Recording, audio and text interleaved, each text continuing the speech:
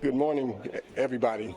It is a privilege and an honor to be here this morning to celebrate this great event that took place many years ago with Fair Share Housing. And before we get started, I'd like to do one thing. We are in the house of the Lord. Even though we converted into a studio, we are in the house of the Lord. So I just want to have a little prayer. Merciful Father, we thank you for this day. We thank you for this opportunity to go over our history and find out which direction you are taking us now. We thank you for every person that is in this sound of my voice right now, Lord, that you would help us to be led, guided, and directed through this day, Lord, that this event would continue to spearhead and to bring people to where they need to be in this country as far as fair share housing. And so, God, we ask you to just lead, guide, and direct us and protect us as we go forth. In Jesus' name we pray, and we say, amen.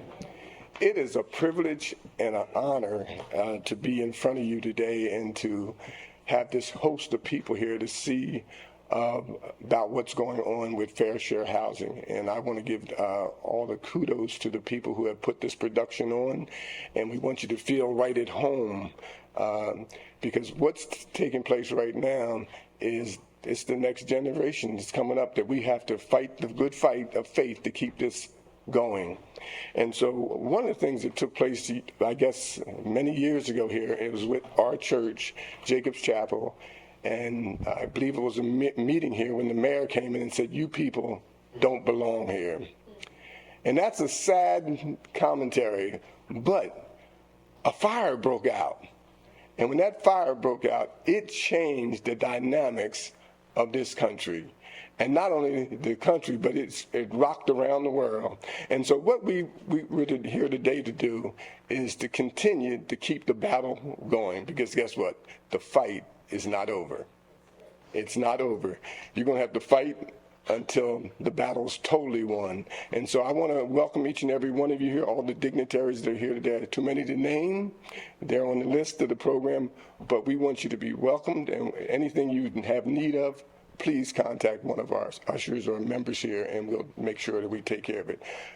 God bless you all, and may you have a prosperous meeting today. God.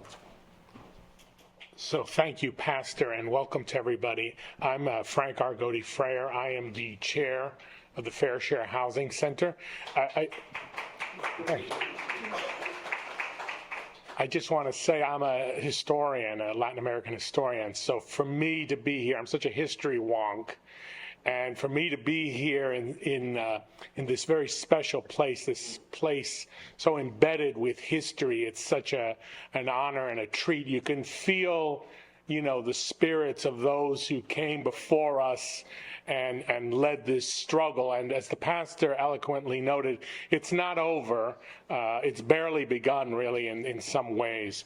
So, so I find great inspiration here in being here today at Jacob's Chapel AME Church, and to honor the black leaders who are really at the forefront of this struggle.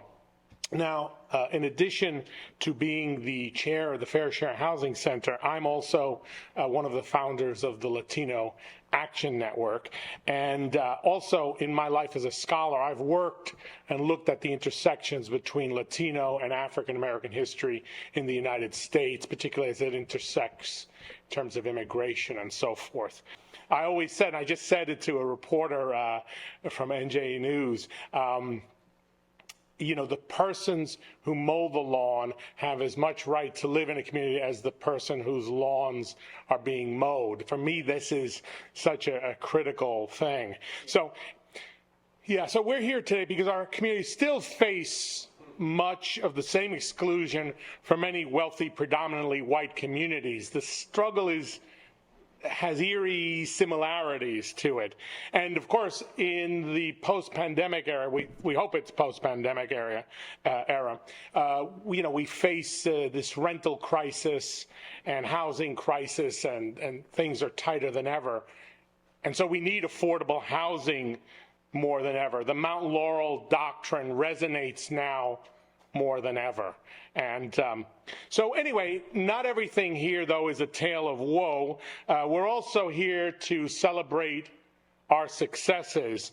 And our report, Dismantling Exclusionary Zoning, New Jersey's Blueprint for Overcoming Segregation, shows that since Mount Laurel enforcement was taken away from the now defunct Council on Affordable Housing and placed back in the courts in 2015, there's been thousands of units built across the state. We always used to refer to the Council on Affordable Housing as the Council on How Not to Build Affordable Housing. So in fact, since that time, we estimate over 50,000 New Jerseyans have moved into affordable housing created through the current Mount Laurel process, which is back in the courts. And the data shows that a large number of black and brown families have benefited from this. Can you say amen? I mean, we're in a church here. Yeah, there you go, Pastor. You inspired me there. So with the next round of obligations coming in 2015, we're here to rededicate ourselves to do even more going forward. I have to say, I suppose we'll get into that discussion later today. I'm concerned about some of the challenges we face as we go into the next round of, obligations for the different municipalities. So that's, I think, one of the main focuses today, right, is to celebrate the success of the past, but then think about how we can move on that and create more and more housing. So anyway, again, I thank all of you for coming. I thank the members of this church that have been so instrumental in moving this struggle forward. I thank Pastor for welcoming us here today, and I thank all of you for attending. I think it's going to be an inspiring day, and so without further ado, I want to introduce our Executive Director, Adam Gordon, who's been really a brilliant light in all of this effort. I have to say, I mentioned to you I was one of the founders of the Latino Action Network. Well, Adam and his predecessor, Kevin Walsh, really another wonderful person, brought us into this movement for affordable housing. It's not like we didn't see the need for affordable housing, but Adam and Kevin really coalesced in our minds the need to work, black and brown communities together in alliance, in coordination to create more affordable housing. So, Kevin and Adam were really important pieces in our puzzle of working together. So without further ado, I ask Adam to come up and say a few words. Adam? It is an honor to be here on this hallowed ground. And I'll have a little bit more to say to that in a minute, but I've been asked first to let people know a little more prosaic thing, which is that if you need to use the restroom, there are restrooms outside. And I actually want to just out the door to the church, go to the left and back there. And I wanted to also give an important shout out to Alex Starpoli. Where's Alex? I'm going to give her a round of applause. Who, along with our entire team, but really, she led this and pulled off all of the logistics of doing this live streaming, of figuring out the panelists, of figuring out how to make this happen in a place that if we had not made it happen here, it would have been a totally different event. She really made it happen. So one more round of applause for Alex.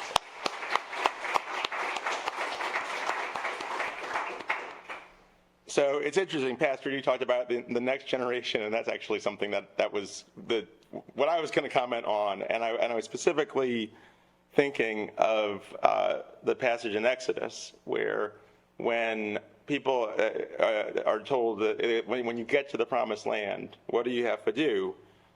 When the next generation asks, what does this mean? What's the answer? With the mighty hand, the Lord brought us out of the land of Egypt and out of the land of slavery. So when people are on the brink of achieving great success, what do you talk about? You talk about the history. You talk about how you got there and the moment that formed it. And that's why it's so important that we're here today. We're not at the promised land yet. We have a lot of work to do, as Frank just said. And there are still those who try to block us at every turn. But we should not make the mistake of thinking that they are giants that we cannot get past. we should understand that the concerted work of people in this room and people throughout the state of New Jersey who, of goodwill, who understand the need to overcome this exclusion, have made a tremendous difference, as Frank just said, in the lives of tens of thousands of people, and we continue to make that happen. And I am really excited about the lineup we have today. We are honored to have Mayor Baraka delivering the keynote, and I'll say a little bit more to introduce him in a couple minutes. First, I wanted to talk a little bit more about this report that we issued about the progress we've made, because it's important, right? It's important in the struggle to celebrate progress. We actually hadn't ever really done that before and stepped back and said, well, how much impact has this had? And it was a lot of work. It was a lot of work to pull this together. And we are really grateful that we had support from the Wells Fargo Foundation. We have Wanda Saez, who I think a lot of people in this room know, who's been just a community leader in the state of New Jersey for decades.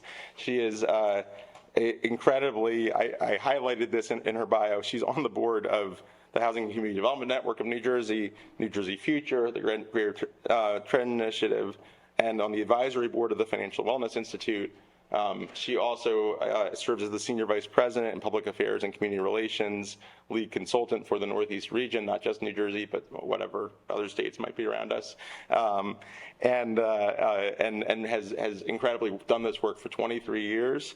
And it really shows that being on all those boards and that level of community involvement, and we are really grateful for the support of Wanda and her team, and I want to just ask her to say a few words about their support of that report and what it found. Good morning, everyone. Good morning. It's such a pleasure to be here today, and thank you, Adam, for those kind words. You make me sound really important, so thank you. Again, it's just so happy to be here with you all today, and happy that we're here to discuss affordable housing. My role this morning is a real specific one. I'm here to share some of the findings of the Fair Housing Center's report, Dismantling Exclusionary Zoning, New Jersey's Blueprint for Overcoming Segregation. And of course, as Adam mentioned, this report was supported by the Wells Fargo Foundation, and I'm just really proud that we're a small part of this work. You'll find that these, what I'm going to share with you today, the findings are both significant and impactful. So the report shows that through the Mount Laurel Doctrine, the following successes were achieved. 70,000 new homes, including over 20,000 deed-restricted affordable homes that have been created in New Jersey since 2015. Affordable housing production since 2015 has occurred at twice the rate than previously under COA. The homes that have been built provide access to communities where working families and people with disabilities historically have not had access. The homes built have opened up access in wealthy and predominantly white communities that historically have had little affordable housing. So these homes have had a life-changing impact for many families in the state. And I'm also going to share with you 3 very personal stories of impact that really bring the impact home. Erica, a single mother of 4, has been able to move to her affordable home in Marlton, where her kids love the schools and have their own room. Zelda, who came from Haiti after the 2010 earthquake, loves her affordable home in Hamilton, where her children are able to cook with her because they have a decent kitchen. And Wanda was able to purchase her dream home in Princeton, working with Habitat for Humanity because of the town's Mount Laurel plan. So again, this report identifies how New Jersey can continue to build this model going forward. And the conversation today is just a step towards that work. Let's start that important conversation. But first, a round of applause for the team at Fair Share Housing Center and their work. Thank you. So I now have the honor of introducing the Honorable Ross Baraka, the mayor of the city of Newark. Something that I've noticed in the last few years is that everybody talks about the housing crisis that we're facing in New Jersey. Everyone says that we need to do something about it. And how could they not? If you look at the realities today, and I think about my kids, it's actually funny. My 8-year-old recently said to me, when I grow up, am I going to be able to buy a house in Collingswood, which is where we live?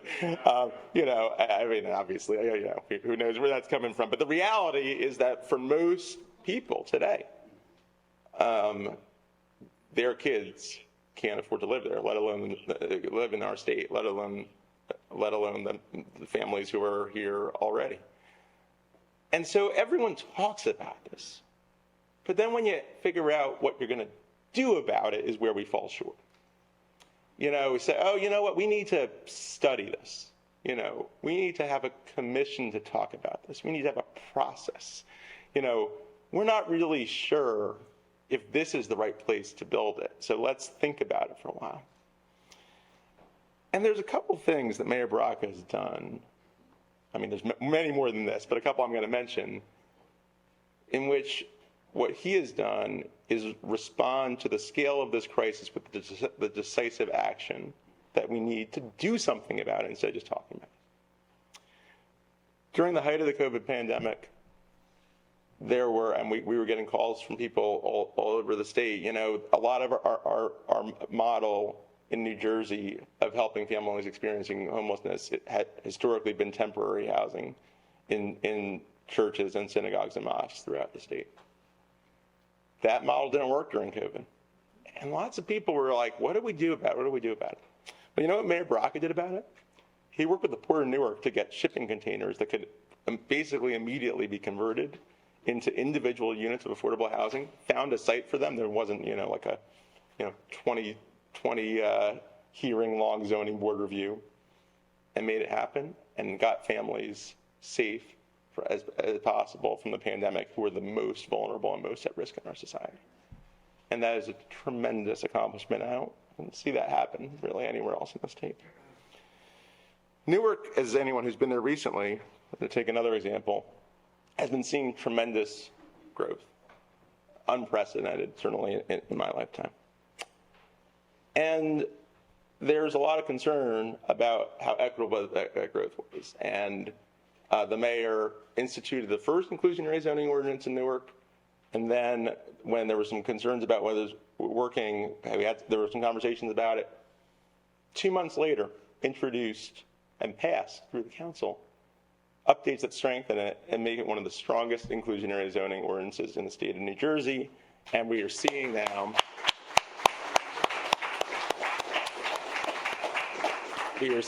the results of that, that are actually being built and creating new affordable housing in the heart of the city of Newark, and providing a different model of how our cities can grow from the gentrification and displacement going on in so many other places.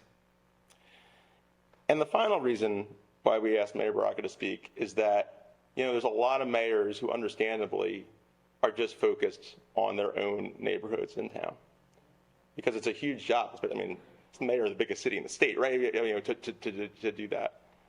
But Mayor Baraka has always understood that Newark operates within an entire ecosystem of the state. And what happens outside of the city of Newark's borders impact what the city can do. And when other communities don't do their fair share, it hurts the people who live in Newark. And so I am honored to introduce Mayor Baraka, and really I'm looking forward to his vision for how we build on his leadership and really address the crisis that we're facing today. Let's give a round of applause. First, I just obviously want to thank Fair Share for inviting me to be a part of this important and timely discussion, and all of the organizers of this year's event. It is indeed an honor and a privilege to be at Jacobs Chapel in Mount Laurel, where the fight for concrete affordable housing policy in New Jersey began. And as was said earlier, you can actually feel the history here in this building and around. And took a moment to take a picture out back. I don't know if I'll ever experienced that initial feeling that I got when I walked back there for the first time, knowing some of the people that moved and walked in this area. The home of the great Ethel Lawrence, not just the lead plaintiff in what we know as the Mount Laurel case, but a fighter for justice, equity, democracy for all people. Her spirit lives on, and it lives in many of you some 50 years later, still trying to make real what they fought for then. Because housing is still unreachable for many in this state, still unattainable for tens and thousands, and obstacles still remain for black, brown, and working people all over the state. And it's gotten so intractable, even middle-class New Jerseyans have also been engulfed in this black hole of rising housing costs and growing unaffordability. Our state is still deeply segregated, where the overwhelming majority of black students are still in schools that are more than 70% black, some more than 90%. Our schools, our state is segregated because our neighborhoods are segregated by both race and class. This is what Ms. Lawrence and those that stood with her in this very church was trying to break up, while you are still trying to break up, what we are still trying to break up today. Segregated communities with segregated housing policies that walked all over people's dignity and right to live in decent communities. Policies that refused to build housing that was decent and affordable, that would build it on a swamp before they let you live next to them.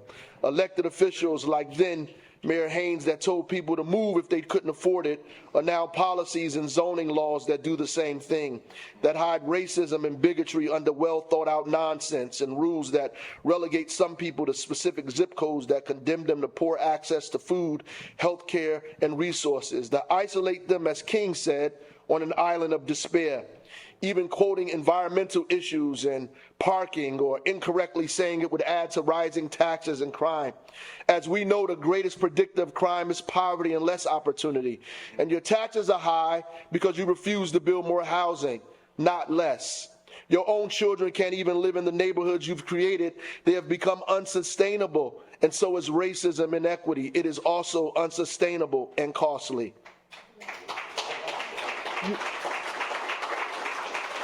You are literally paying more for your refusal to build housing for your neighbors.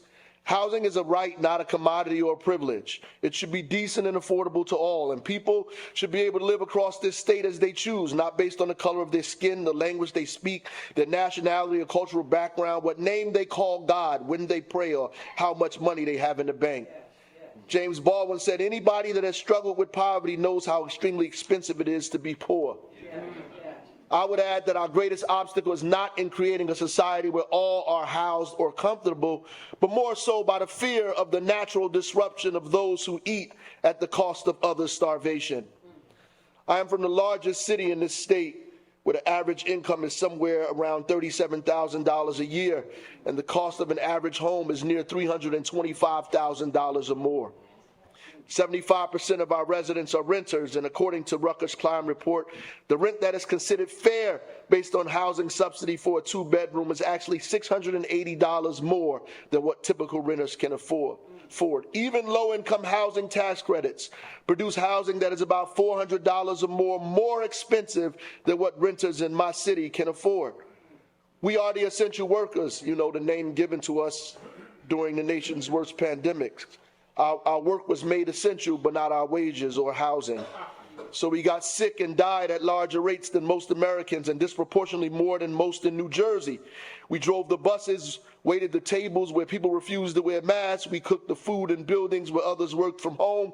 We took care of the elderly. We were the cashiers at crowded supermarkets, custodians, taxi drivers, nurses, and phone operators. The pandemic made the work essential, but after work, we went to homes where we paid more than half of our salary on rent. We live with multiple people in our home in densely populated neighborhoods with no real way to social distance, so we lost grandmothers and fathers and siblings. We lived in communities that were struggling with housing before the pandemic, which have become exacerbated as a result of it.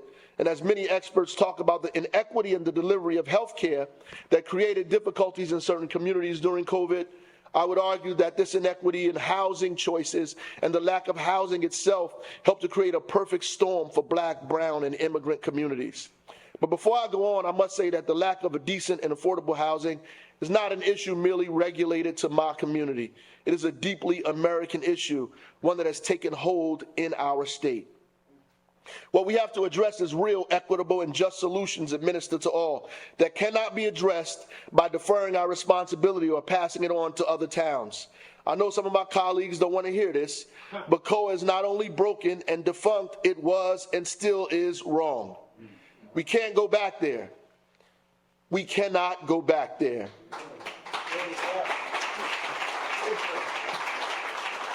The chickens, as Malcolm said, have come home to roost. Your home is too costly, your taxes increasing, rent skyrocketing. Your services aren't getting any better. Your children have nowhere to live because we continue to subsidize segregation and bankroll inequity.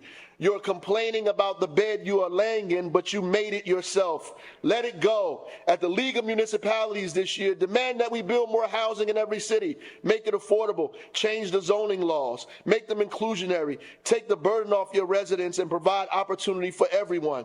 Affordable housing production has doubled because of Fair Share, but it's still nowhere near enough or where we need to be. We must continue down this road.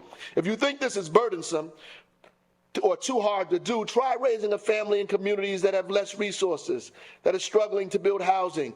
That's to construct housing for new Americans and migrants every day, shelter for homeless in their community and those that come from yours, new housing for those that just arrived home from college with a brand new job because they can't afford to go back home because the community they grew up in has priced them out. So they move to Newark in high-rise downtown apartments and add to gentrification because the elected officials in their town are more concerned with home rule rather than children having a home.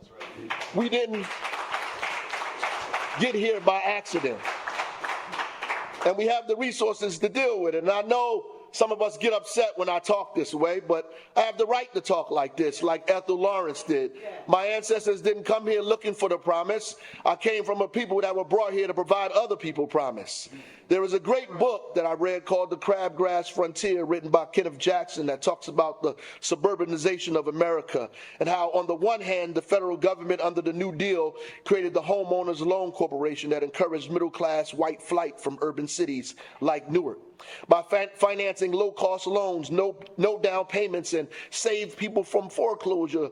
The creation of the FHA itself was designed to facilitate access to affordable mortgage credit for low and moderate first-time home buyers, for single and multifamily homes, the things that we're trying to do in Newark now. On the other hand, they graded certain areas based on desirability, or what we know as redlining. They purposefully discouraged investment in urban centers, which went farther than just housing. It also impacted healthcare and supermarkets, thus food deserts and high rates of mortality in communities of color. So it was understood that it was necessary to subsidize home ownership and create deliberate opportunities to pave first the pathway out of economic peril and a road to creating a sustainable middle class and wealth building through government-funded home ownership programs like we're trying to do in Newark. But because of racism, ignorance, and foolishness, this didn't happen across the board. Here in Newark, millions were put into warehousing, hundreds of even thousands of people into projects or low-income housing buildings that less than 10 years became almost obsolete and have been spending millions ever since to correct this. So today, we have a wealth gap in this state that is one of the largest in the nation, largely driven by housing, by the rising cost of housing and the lack of home ownership. In New Jersey, the median wealth for white families is about $322,000. We all know this. And Latino families about $26,000, and African-American families about $17,000. This is tragic in one of the richest nations and one of the richest states, and becomes more important only when we are analyzing what has been done to discuss what can and should be done. We don't need sympathy or sympathizers. We don't need policy. We don't need people talking about policies. We need action.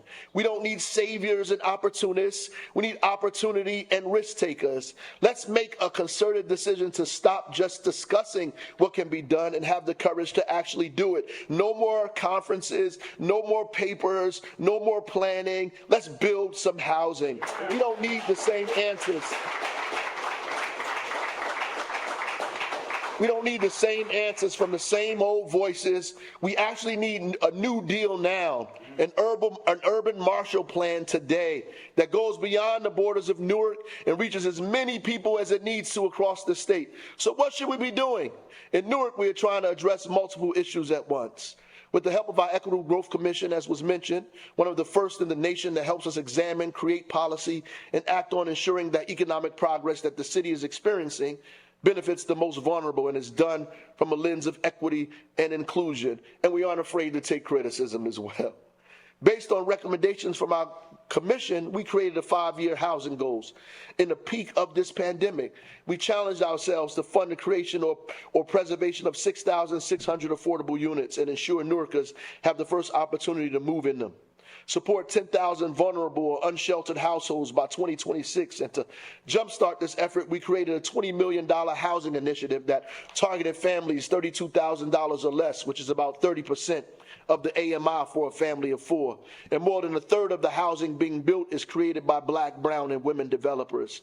We strengthened our inclusionary zoning ordinance, which requires developers to set aside 20% of their units at 15 or more at affordability levels. Developers that petition not to build on site would have to pay into our Affordable Housing Trust $180,000 per unit, which is at the current cost of construction.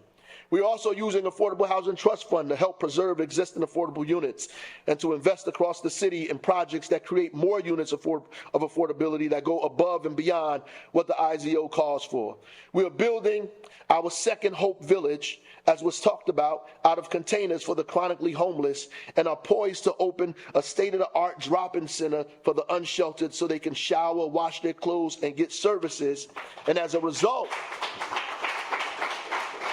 of the recent report done by Ruckus Klein report titled Who Owns Newark, we accelerated many of our goals and began responding to these faceless LLCs that are buying private property and turning them into rental units way above what Newarkers can presently afford, further exacerbating our problems. We created municipal legislation to expand rent-controlled properties and require all landlords to register with the city. We are challenging landlords that raise their rent unconscionably, and we deed-restricted all city-owned property and Newark Land Bank property to keep it affordable and give first right of refusal to nonprofit affordable housing developers. We have also gathered community developers, residents, affordable housing advocates, nonprofits, and CDFIs together to do something very transformational. We are creating an acquisition fund to obtain property in neglected communities and parcel them together with city property to partner on widespread community development blocks at a time and keep them affordable, that we can ensure will remain affordable in both rental units and home ownership. We are creating a city pathway to make the process less cumbersome and more expeditious. This will be one of the largest public-private partnerships with community-based developers the city has ever seen. But that is not enough. We're not content with creating units for rent that are affordable. We have used our land bank, one of the only ones in the state, to create opportunities to take blighted and underused property and put them back on the tax rolls through innovative programs and keep them affordable. They stood up artist housing on Clinton Avenue in Newark that provides live workspaces for artists, an indoor cafe owned and operated by a local Black businesswoman. They rehabilitate homes through our Move In Ready program that allow residents to purchase homes for the first time that are ready to be moved in. Our Section 8 homeowners buyer program that takes residents that were previously in public housing, using their housing choice voucher, and apply that money they were using toward rent to a mortgage for a home they now own. They do not have to pay a down payment, and the homes are developed by local MWBE contractors. And we are currently working on a program with NACA and the Bank of America to offer this program of no down payment and affordable home ownership to any resident that qualifies that are at 60% or below of the AMI. The land bank will sell them the property for $1, and the money they borrow to redevelop the home will be their mortgage, again, with no money down. We also have a Live Newark program that provides no interest forgivable loans to residents for closing costs up to $10,000. These are just a few things that we're trying to do. But I have to admit that these are great, but they're still not enough. Alone, we're creating rafts to keep people afloat so they won't drown. That's it. We need statewide policy and legislation, practice and implementation that will incentivize, encourage, and demand more housing, more affordable housing now, more opportunity, and a desegregation of families and resources. Newark does better when the state does better, and vice versa. We can build more affordable housing when the cities around us build more affordable housing. We all have a collective responsibility for our prosperity because we carry the collective burden of our failure to do so. These are not revolutionary or new ideas. These are some things that were afforded to other Americans, particularly in dire times when the economy was at its lowest point and the need to create prosperity and wealth was imminent. I say it still is imminent for millions of Americans that never benefit because of race, nationality, or the language they speak. And more importantly, our economy will never grow as fast and become as innovative as it once was without deliberate inclusion of millions of us who are being left out on purpose. Our taxes won't decrease, our jobs won't expand at the rates they should, our creativity diminished, and our future not as coherent as it should be without a collected effort to create equity in all of our institutions. And the base of that begins with housing. The right to have a roof over your head, decent and affordable, that does not force you to choose medicine over rent or food over eviction. Pathways to wealth and home ownership should be clear and attainable. And we have a responsibility as a nation with so much prosperity to make sure that all of us have access. Maya Angelou said that all of our virtues, courage is the most important, because without courage, you can't practice any other virtue. Yes. We know what to do and how to do it. We just have the courage to make it happen. I want to thank those that have fought in this original Mount Laurel case and that sets the stage for this struggle today. I want to thank all of the folks that are here today and the people that are not here that are back there behind the church, that risked their lives and gave their lives and their opportunities and their family lives so we could sit here today and talk about housing for all. People who will never see the results of the struggle that they laid their life down for, that thousands, hundreds of thousands of people in New Jersey will benefit from because people gave of themselves and risked their families and their livelihood to make sure equity was felt generations down the line, who are not running for office, who are not doing news conferences, who are not a part of organizations or have fancy titles, who did this because they were trying to find a decent place to live, to raise their family, who were escaped slaves and immigrants from communities looking for prosperity, who were told in their community that New Jersey was paved with gold. What they didn't know was that they had to come here and actually pave the streets with gold themselves, and were not given a place to live. And so I want to thank everybody from Fair Share for their continued push, as we say in Newark, for holding the line. We know that Mount Laurel has been the greatest progenitor of affordable housing in this state. It is because of you, and tens of thousands of families in New Jersey can live more comfortably. And it is not the time to rest on our accomplishments. There's much that has been done, but there's much more that needs to be done. And now is the time to move forward faster. I say Godspeed to you, Godspeed to all of us. The work we have ahead of us is laid out for us. Thank you. God bless.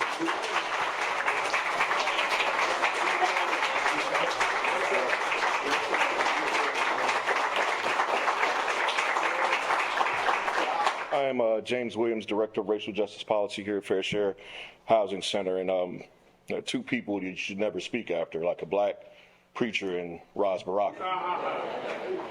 Right? Like, so this is a important occasion. And as we set the stage for our panel, we say places like 16th Baptist Church, Edmund Pettus Bridge, Montgomery, Dexter Avenue Baptist, Greensboro, Jacobs Chapel, right? Like, this is a place that we should talk about as civil rights and abolition. This is, Pastor, if you will, this should be one of our meccas that we descend upon.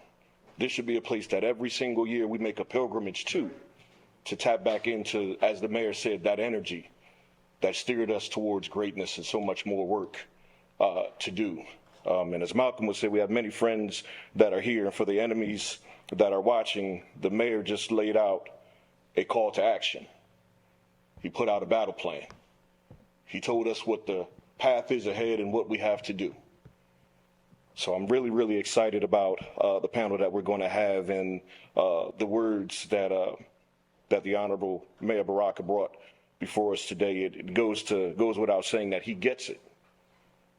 He gets it. This is one of many times I've heard him speak about housing, and he asked for talking points. I'm like, Mr. Mayor, man, you get it. Like, I don't. What do you want us to? What do you want us to tell you? Just be you. Right, and I think that comes out in his passion and in the words and the way that he governs his city. So let's make sure that this time next year we come back to Jacobs Chapel, we come back to Mount Laurel, and we make this part of our pilgrimage in terms of civil rights and abolition here in the state of New Jersey, because this is one of those places. This is one of those places when they picture the Edmund Pettus Bridge, we should be here, letting them know that in New Jersey, this is where we got it started, in a small church full of large people that wanted to do big things. So I have the honor of calling up our panelists today, and it's going to include the Honorable Mayor Ras Baraka, Tanisha Malcolm with the Urban Mayors Institute, seated at Kean University, our board chair, Frank Ferreira, and NAACP Southern Burlington County, fitting, right? Crystal Charlie here to help lead us a conversation about, additional things that we can do to move this great work forward. You sit in a very unique position in assisting urban mayors across the state and trying to improve the progress for our urban centers. If you could just share with us, how does affordable housing fit into the progress of our urban cities? Poignant question.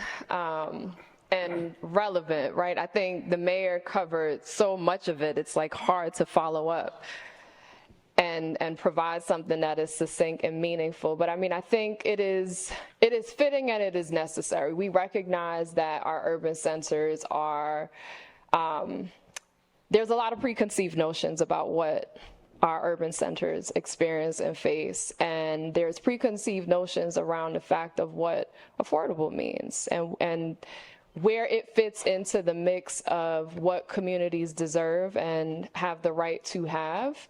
And it is imperative and important. And I think about a little bit about the history of where we are and the things that have come before us. And for me personally, and in this body of work, I think it is imperative and important for our communities to think about at a grassroots and a grass tops level what that means, and organizing in order to be aware and knowledgeable about the issues, convening collectively and thinking like-minded around the spirits around how to move those policy reforms that are needed and necessary, and hold people accountable, hold folks who are at that decision-making space or are in a position of power to make change, hold them accountable, and do so at a very community-centric, grassroots, grass tops level. What types of things give you, or what things have you seen that have given you hope about the progress for affordable housing here in the state of New Jersey? And even in my capacity as Southern Burlington County past president, recognizing the strength of not only our ancestors, but seeing it generationally, and those are the ones who are really leading the fight, right? In addition to the work, obviously, of our attorneys and things. But when you look at the heart of the people and where we began, and to know that it's through impactful grassroots organizing, impacted-led voices still at the forefront, that is one of the things that does give me hope. And one of the things that can give me pause, though, is that we have to make sure we don't let our foot off the gas. There's no space for being comfortable based on the success we've seen thus far. That's why this fight does go back so many years. When I became president, Fair Share knows I used to go to court and I'd be, really just amazed hearing the arguments for why people didn't want the fair housing here in New Jersey. And I'm thinking, man, I'm in court for a case that was settled before I was born, right? And so here we are, nearly 10 years from that time, right? And we're still gearing up for the next round of battle. And so what gives me hope is that we do have an engaged group of organizations that are still recognizing the importance of housing and how it branches out to the lives of all New Jerseyans. Well, why the fourth round going forward is going to be so important. for our state, and what kind of, twofold, what kind of lessons did we learn from the third round? You know, having been involved in community work for, I hate to say it, 40 years. I know I look really young, but so it's always a great concern to me when we, as to how those who are opposed to having black and brown folks in their community, how they will mobilize and create new strategies to keep folks out. I'm just always amazed at the creativity in their efforts to keep us out. So as I'm looking towards 2025, needless to say, I'm nervous. I'm trying to listen very carefully to what's going on at the state legislature, and I have to be honest, I'm not hearing what I'd like to hear. So mobilize, be ready. We'll see where that's going. I mean, I hear whispers in the rooms in Trenton, and so let's be wary and conscious of where we're going. So, James, for me, the struggle is never ending. We need to make sure, for example, that the Council on Affordable Housing is not reestablished so they cannot build affordable housing. We need to be very wary of efforts like that, as the mayor noted. We also need to be very careful about, are there efforts to try to get wealthier communities to buy out of their fair share obligations so that, in fact, folks can't move into those communities. So that's something. And then, some of our cities are really redeveloping, and it always saddens me when I see that as they redevelop and become more prosperous, the people who are the bedrock of those communities can no longer stay there. I'm thinking of a story I was reading some years ago about a woman in Brooklyn. She used to go down to the bodega and get a $2 coffee. Now it's a $7, $8 cappuccino at Starbucks. What happened here to her community? Where, as cities change, I know Mayor Baraka has really spoken eloquently about this today, we need to make sure that the people who've been there for years now still have a place there. So these are the things that I am very attentive to. And, we'll be out there. We've sued everybody in the state at one point or other. I mean that from the perspective of the Latino Action Network, and also Fair Share Housing, and we're willing to do it again. I'm ready and attentive to that. So anyone who's listening here, we will sue you. So rest assured. So anyway, I'm attentive to that, James. And hopefully I've sort of, briefly as possible, kind of synergized or brought together some of the key worries I have as I'm looking forward. Now, as for inspiration, I know that we've overcome these things in the past, and I'm committed to doing so in the future, one way or the other. As a Newark kid, right? So you grew up, born and raised, and I can only imagine that when you move through the city, there's community members that just see you as little Roz that grew up there, right? So when you do these things, when you make these measures of progress within your city, and not from a credit standpoint, not from the cost, but what does housing mean to your community members when you're able to, actualize those dreams? Because we can talk about the high level complicated pieces, but there are people that live in these homes, right? And it affects their lives. So from a storytelling standpoint, when you get to take the mayor's hat off and you just get to walk through Newark and talk to the people, and when you talk about those home ownership programs, like what do those housing opportunities mean to them? Well, that's what makes my job the best job in the world right now, that I grew up and was raised in the city, and I've seen communities and neighborhoods revitalized, and trying to keep people in those communities and creating opportunities for them. When I see we give the keys to mothers who have lived in public housing with their mother, who's lived in there with their mother, who now has a backyard and a key to a house, is enormous. They break out in tears. Whenever we have these events to introduce these programs, there's lines all the way down the street, around the corner, people who are interested in purchasing homes, people who are interested in trying to find opportunities to live in housing that's affordable. They're trying to find a way, which is why we have to make sure we give first opportunity to Newark residents when we build these places, because they want to live there. And we have to figure that out.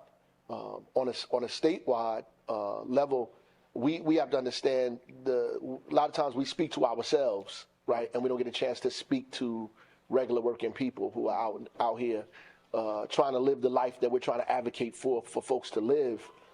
And sometimes the opposite sentiment is pushed and prevalent in our city because we're not educating folks about the issues enough, right? So even us trying to push more expanded inclusionary zoning to create 2 and 3 family homes in neighborhoods that don't have them now, to make sure that housing is available to everybody across the city in every neighborhood they want to live in, right?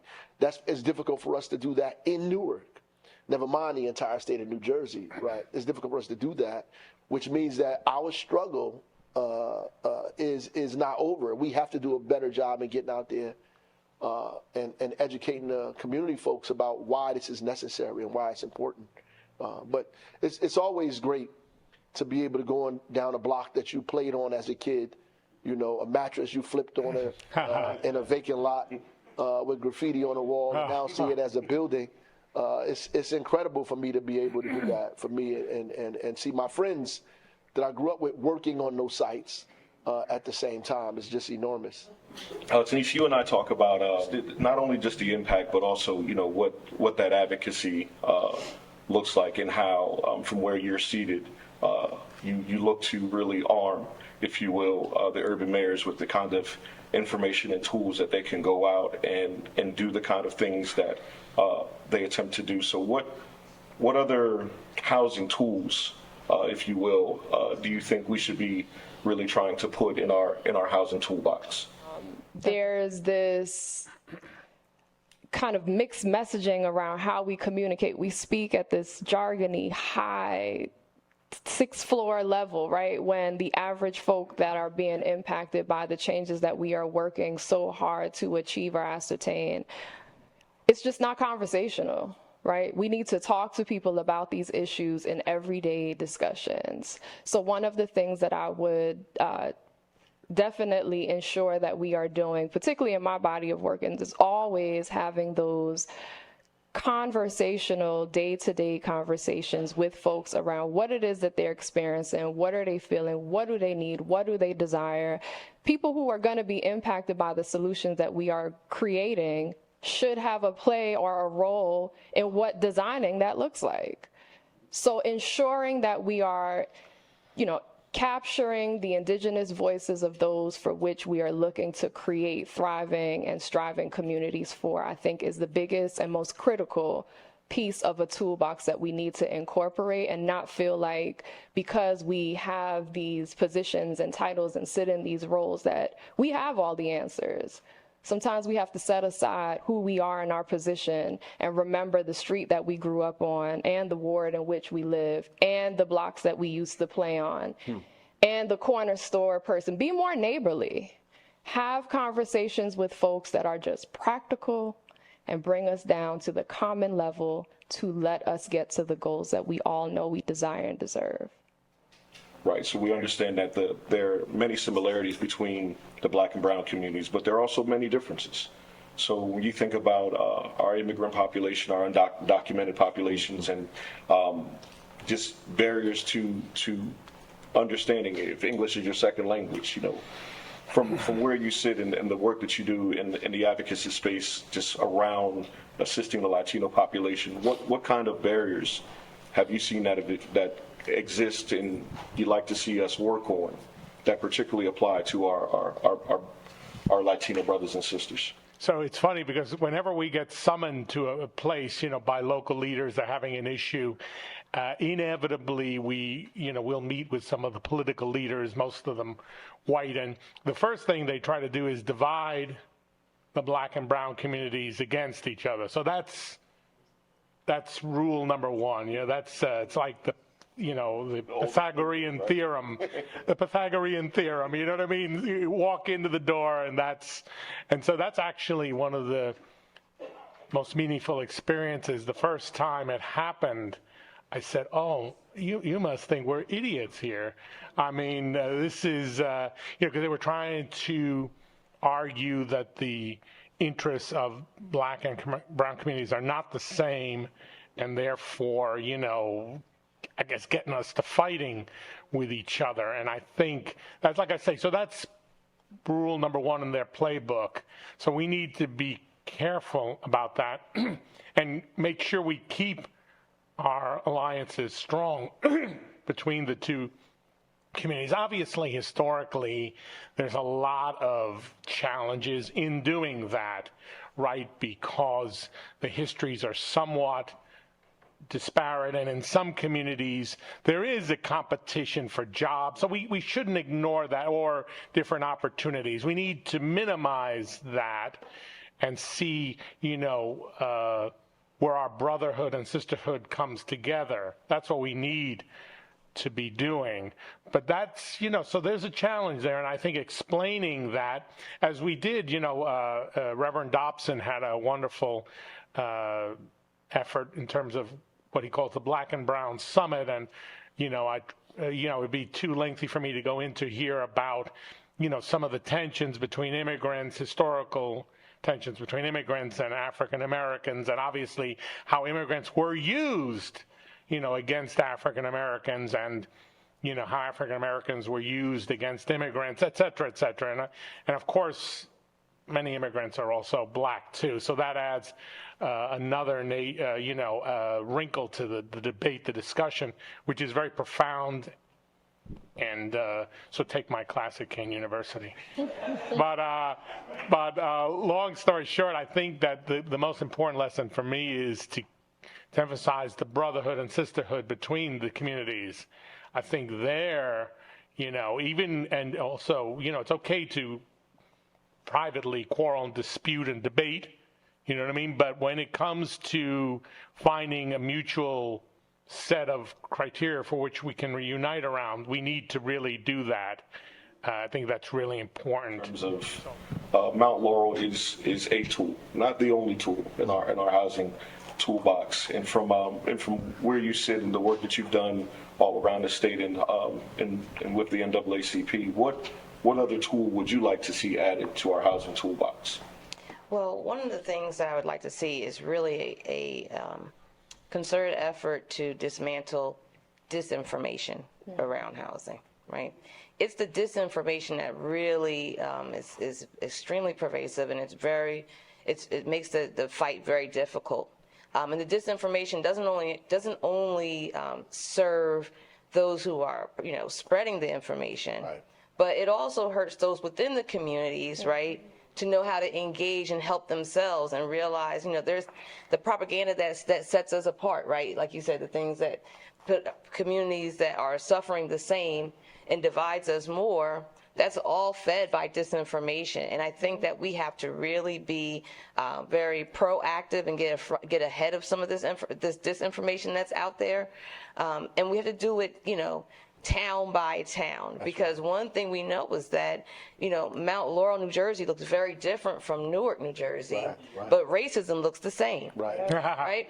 And so when we're looking at housing and understanding that it's not literally only about the roof over your head, it's about the trajectory of your life because of it, right? And so when you don't understand why they're putting this disinformation out there, but then you go and you don't understand why your children don't have good school books, why there isn't a primary care physician in your exact neighborhood, right? Why you don't have access to clean air, but your child has asthma, right? All of these things stem from, racism and the pervasiveness of disinformation, right, that is used to not only benefit those who want to continue to keep affordable housing out of spaces, right? You have to mobilize that group in one way, and you do it with disinformation. They're going to be terrible people if they come into your neighborhoods. Your schools are going to go down. Right? That's how you mobilize that side. But at the same time, that disinformation, again, it hurts those who would benefit from being in those spaces, from having the affordability to live and let their families not only just survive, but actually thrive in the state of New Jersey.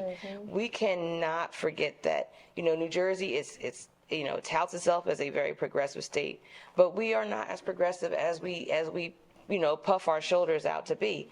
We are diverse, but we are the most segregated, right? And that segregation spans in every specific area that is usually, listed as a social determinant of health. I like to call them the social constructs, right? And when you look at it from a social construct standpoint, you understand why you have to educate the people who are hurting the most in every single one of those areas and remind them at the very root is where you live.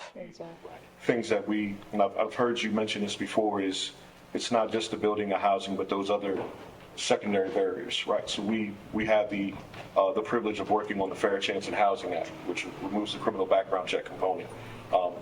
And we know that credit is a barrier. Right. Source of lawful income is still a barrier. Eviction filings are still barriers for individuals. So we can do all the work we want to build that affordable housing all around the state, as you talked about, and making it dense and diverse all around the state. But how do we tackle those other barriers? How do we address those other systemic issues that exist beyond the physical buildings that are the, just to Crystal's points, those insidious tactics that we see that individuals are using to keep us out of units that we deserve? Well, to the credit of the state now, they are beginning to go after people who are, challenging where you get your money from, the resource of your income, the source of your income. There has to be laws, stronger laws around credit check, around even the, this down payment that they're asking people for 2-3 months rent and deposit. There has to be a limit to that, right? Because at some point you're asking people to put a down payment on a house for an apartment. Like this does not even make sense. These are things that they're doing to make it difficult for people to move into, which is why we in Newark are trying to take over the process of reviewing people, allowing them to move into the housing that exists. We have put a law that said we at least can do it for 90 days. Like if we can't find you somebody in 90 days, then you could take the process over yourself, because all of the barriers that they're putting in place is making it almost impossible for people to find a place to live that's affordable. We give a lot of people who have Section 8 vouchers, they just can't find a place to live because nobody's accepting the Section 8 vouchers. We actually had to have a meeting in Newark in City Hall of developers and landlords to recruit people to take folks who have Section 8 vouchers. So we have to put a lot of energy in that and make state legislation, state law that prohibits some of this behavior and prosecute people who are actually doing it. Hi, thanks. I'm the CEO of Habitat for Humanity of South Central New Jersey. And as I was sitting here listening to you talk, I was like, yes, but. So I have this but because we are on the ground and we are helping these families get into affordable homes that are costing them $800, $900 a month for their principal, interest, taxes, and insurance. So, I am all in on this. One of the main issues that I have is that when we have 10 applicants for a specific unit, we can't choose the black or brown family's preference. Right. And I want to know, can we create, I'm putting it out in the universe, a preference, like there's a veteran's preference, let there be a preference for a black or brown family to get first access into these homes. I would say I don't disagree. I wouldn't disagree with you. I know it will be difficult, extremely difficult to do, because right now it would be unlawful to do that, right? That would take a whole kind of legislative and statewide fight to make happen. Actually, a court battle to make happen here in New Jersey. So that would be a huge. Us fighting against segregation by itself, I think, is important too, and we should also remember the class part of all of this stuff that we're talking about as well. And we're missing that piece of it. Like some of the people that I'm fighting in Newark are not white, right? Who have live in communities that are more well-to-do, that don't want two-family homes in their neighborhood either, right? So this kind of class issue is also a part of it, and we can't forget that. We have to talk about that statewide, because it becomes important, because you're talking about white families who are now excluding their own children for living in the neighborhoods that they live in, that they grew up in. So their own children can't live in those neighborhoods. My children can't live in their neighborhood because we got to make housing for other people's children who can't live in the neighborhood they were born in, because it's too costly. So the gentrification in my neighborhood is a result of the fact that your neighborhood is too expensive for your own children to live in, right? And so it's important for us to fix all of that in terms of the class part of it. And I think even the struggle for desegregation in New Jersey, I think ultimately the courts are going to vote for us to go the other way. How we do it in all deliberate speed, like Brown 1, Brown 2. And same way about funding school systems is going to be or housing and co-op is going to be a whole fight in the legislature, because ultimately it'll freeze right there unless we have a plan that makes some legal and practical sense of how to implement. And we're talking, as Tanisha said, to residents who actually have to deal with this stuff, how this thing should be implemented in a fair and expeditious way. I'm always thrilled to hear there's affordable housing being built. What I'm not thrilled with is I've been working with folks who, I had a long-term resident of a town, lived there forever. Then she became disabled and went on SSI. And was told, go someplace else. So what I'm running into is there's affordable housing with a 30% barrier. If you don't make at least 30%, you're excluded. Well, that excludes all SSI. Right. Of all colors. All SSI are out. And they don't even care that this is a lifelong resident of their town. And I'm running into it now in other cities for clients. And we don't know what to do. We're telling them, go apply for affordable housing, and they're being denied because they don't make enough money. Right. So is there something we can do? I mean, require that a certain percentage of the housing, it has to be spread over 0 to 30. Because I can't say they don't offer affordable housing, but they're doing it in such a way that defeats the purpose of affordable housing. There's affordable housing, there's low-income housing, right? And what we do, because of racism, is we bunch it all together.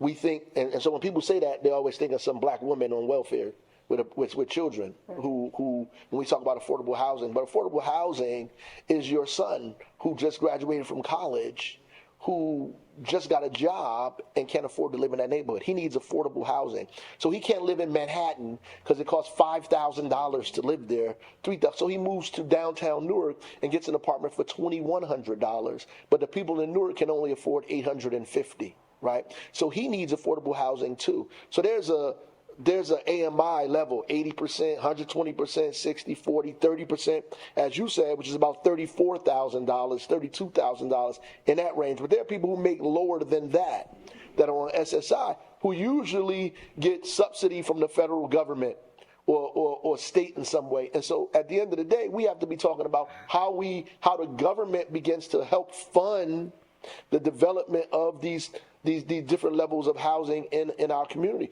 and use money to be able to do that. The same way I said in a speech, during dire times, we find all this money because we think all of America is going to bottom out, and we provide opportunity. We provided opportunity after World War II. We provided opportunity.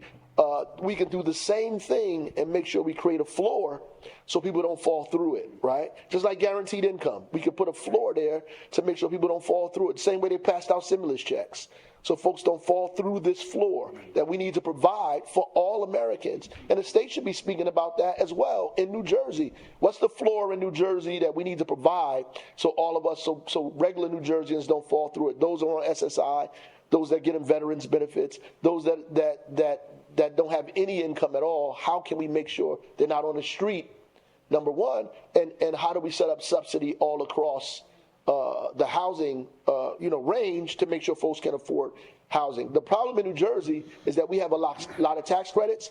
We give tax breaks to people who don't need the tax breaks, and the people who actually need the tax breaks can't find any. Good morning, everyone. Thank you all for this conversation. Thaisa Kelly with Monarch Housing.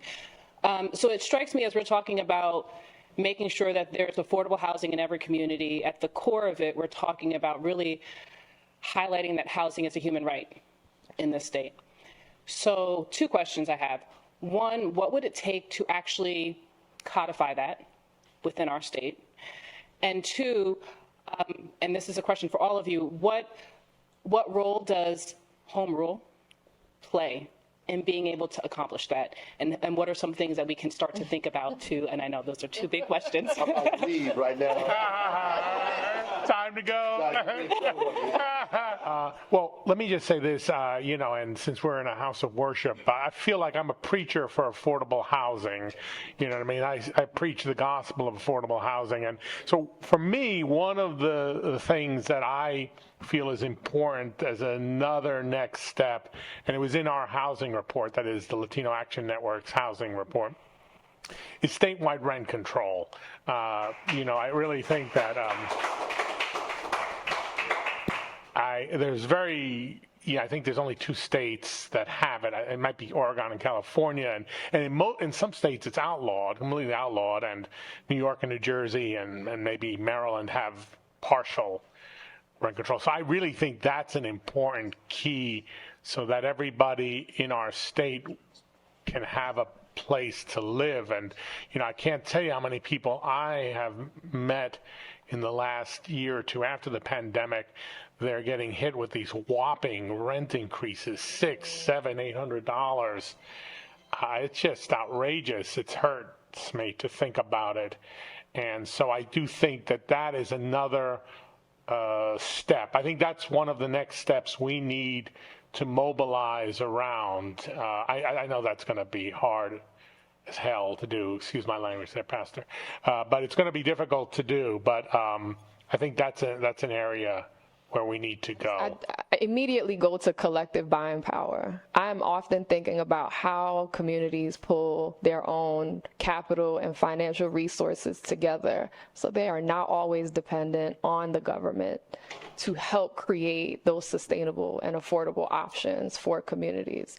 What that looks like in theory, in a perfect world, I could just wave a magic wand and say, yes, I'm going to take my riches and I'm going to pair it with Frank and Mayor Baraka's and my other panelists here, and we're going to pull all our resources together and we are going to build our own cooperative. We're going to put our collective wealth and assets together so that we can be self-sufficient in creating a community that we know we have put our personal investments in. Our children will then be able to benefit from it, and we can develop some self-sufficiency around it. That is my wild, crazy idea.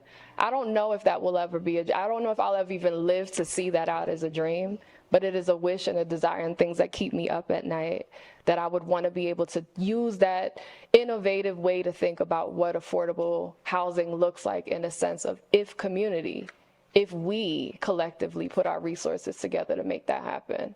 Well, you know what? I'll take you up on that because I'm very much in line with what you're saying. One of the things when we look at this disparities, right? We know that it's disproportionately affecting Black and brown communities, but we also don't talk about, while there is the tremendous wealth gap, the Black community has the largest spending power because we don't get credit. Right? And so, or it's more difficult for us to get credit. And so to me, to start addressing housing from that point of view of doing it within, right? Looking at us as a power and not as a deficit with our spending power, right? And stop putting our money in places that don't welcome us, even when it comes down to housing. We have carpenters in our community. We have electricians in our community. There's ways to fund that with our own dollars that builds our own villages, our own communities. We can build our own homes. We can write the rules for who gets into those homes. What does the qualifications look like? And you can do it from a place of empathy because you can relate to the circumstances that have kept you out of other places. And so I really think that we have to start looking at our position and our spending power. Our wealth gap is different, but our spending power is there as a Black community. One, I want to say I agree with that. Part of it, at the end of the day, is the old Garvey Du Bois argument: self-determination versus democracy. Like, we have the right to, and we come from communities that have done that. Yes. So that's not like far-fetched, not a dream. It's things that have happened before. We're in a church and a community that is a result of those activities, right? Of communities that had their own doctors, had their own housing, had their own, because we were forced to. Yeah. We're getting ready to go back there because they refused to teach our history. So you have churches in the South who are now teaching Black history to kids after school. So we're going back to that situation. The right to self-determination. The other side of it is democracy. By virtue of the fact that we live here and we pay taxes, the state and the government owes us the same privileges that other Americans get. And we have to fight to make sure that we get access to those things, because we still have to pay taxes on that. And our taxes will be incredibly high because the housing stock will be low in other places but ours, right? And that's what the problem we're having now. Like, we could build housing in Newark, we could build housing until we blue in the face, but because there's such scarcity in other communities, the price or the affordability is still high. The skyrocketing the costs because there is no housing in other communities. Logic tells people that the more housing that it exists, the rents become stable, right? Your taxes become stable. More people pay taxes, the less your taxes will be. The pie will get split by more people. You're paying more of the pie because you have less people paying it or taking a slice of it. And home rule contributes to that, by the way, right? Because you have to pay for all of the services for the 10 people in your town, right? And you have like 1,000 more school districts. I mean, I'm exaggerating, but then mayors. But ultimately, we're paying for the services. That's what I said in the speech. We're subsidizing segregation. Right. So we're paying for segregation, and then we complain about our taxes being too high. But we want segregation, and it costs money to be racist, right? So at the end of the day, like, just gonna have to address it. And ultimately, there's a political class that I belong to, right? There's a political class of folks that have to maintain their fiefdom or their space, and to be able to maintain that, home rule does that. Like, it maintains my power, my authority. Even the relationship between blacks and brown folks in this state is separated because of a political class of people who feel like they won't have power if black and brown people get together. And if you add poor white folks or working class white folks or progressive whites to that situation, then the people who organize those folks now figure out they don't have anybody that they can, there's no divisiveness on that side. So separating everybody benefits this political class. It benefits a few people in New Jersey who picks the leaders across the state of New Jersey of this political class. That's really what it is. A home rule feeds that. Right. It feeds it. Every day, little by little, it feeds it. And it makes regular folks believe that home rule is really the roof over your head that's protecting you from the rest of New Jersey, that's making you safe, that's keeping your quality of life good, your children going to great schools, all this other kind of stuff. And the irony of that is not only can your children afford to live in your neighborhood, they don't even want to live there. They don't even want to live there because the new generation of kids, they want to live next to where they can get different foods at. They want to go to Afrobeats concerts. You know what I mean? They want to hang out with everybody else. That's just the reality of facts. They don't even want to live in a stale neighborhood with a bunch of Starbucks and Dunkin' Donuts. They don't want to live there. They don't want to live there. And so they want to move to Newark. You know how I know? Because they're coming. They're coming, right? My great-grandmother used to live in the week-wake section. That's really what's happening. So, I would say home rule is the enemy of desegregation.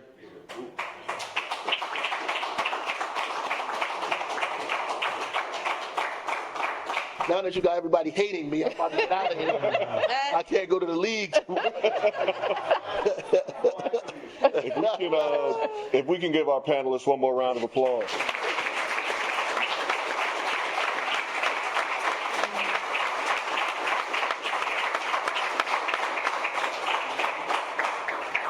So for those of us that are going down to the league,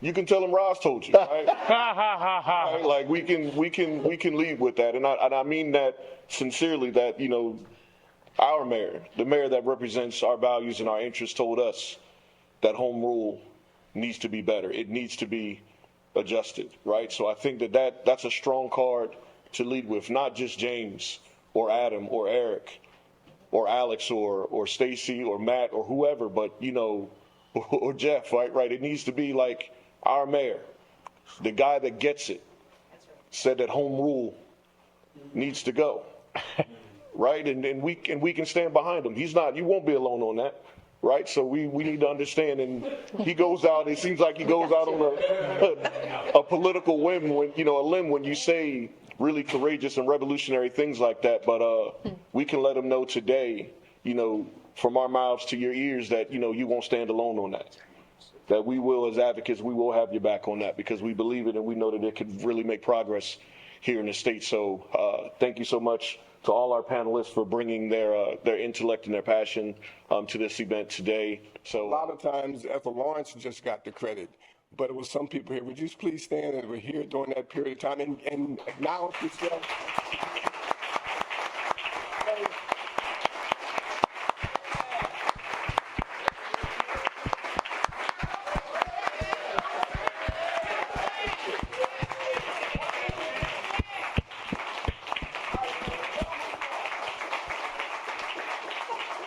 I'm Joan Still, the mother of, the sister, oh God. The daughter of Catherine Still, who started this fair share housing in Mount Laurel because she couldn't get a house for her family that was affordable. So she got the lawyers and they started. I can't say it more. I'm Mildred Still. My mother and father helped to build this church and to move it on. Helen? I'm Helen Gaines, and Ethel Lawrence was my cousin, and I've been in this church a long time.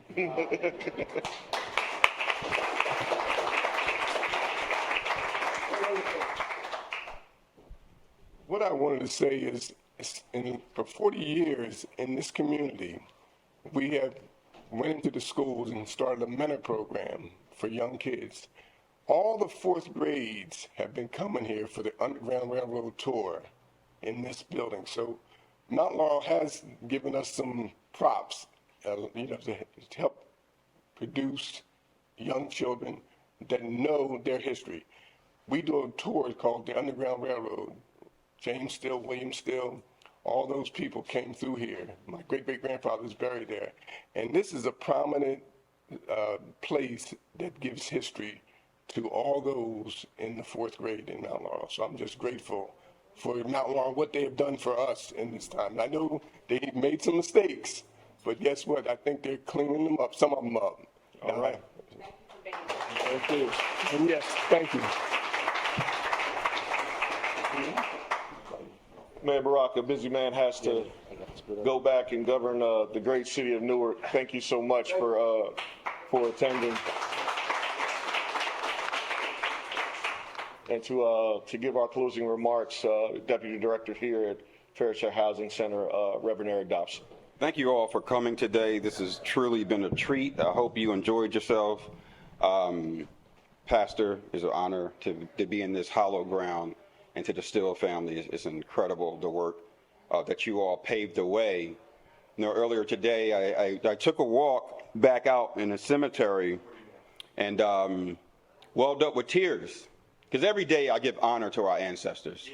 It's not lost on me that I wouldn't be here if it wasn't for our ancestors and for the Still family and other folks that paved the way for us to be here. You know, a lot of times I've been fortunate enough, I've been blessed to be in some of these rooms where decisions are being made. And sometimes people ask me, like, well, you made it, how did you do it? Because we talk about like the percentage of Black and brown folks that reached executive level. And I always say this, and many people don't really take me seriously. I said, I got lucky. I grew up in the streets of Philadelphia. I grew up in a violent, poor neighborhood. I used to catch several buses to get, life was always threatened. I've been shot at. I've been arrested. I was one of those kids. And I got lucky. And when we talk about the things for black and brown folks to succeed in America, and because it's really, as the mayor talked about, it's policies that keep us entrapped, that keep poverty at the forefront for people like me and that look like me and look like Frank, right? These are the things that policies affect really probably 80 and 90% of our lives, and we don't realize it. So our vision and our mission at Fair Share Housing Center is to create racial, economic, and social integration, because it works, right? And so I'm tired of saying I've got lucky. It reminds me of another young kid who grew up.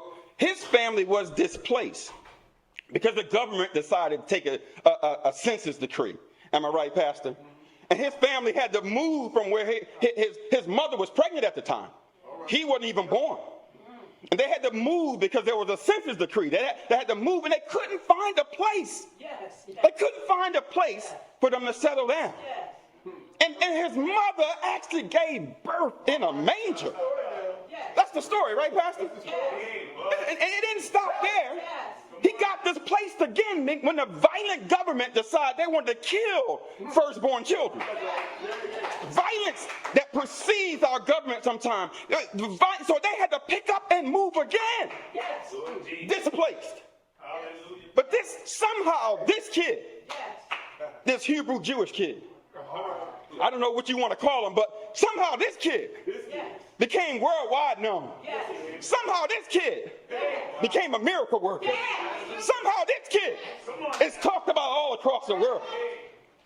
And so I don't want it to be somehow that for every kid in America have to get lucky to succeed, or to have to be a miracle worker in order to have decent housing. As Taisha said, everybody deserves. Housing is a human right, because housing determines your education. Housing determines your income level. Housing determines your mental health.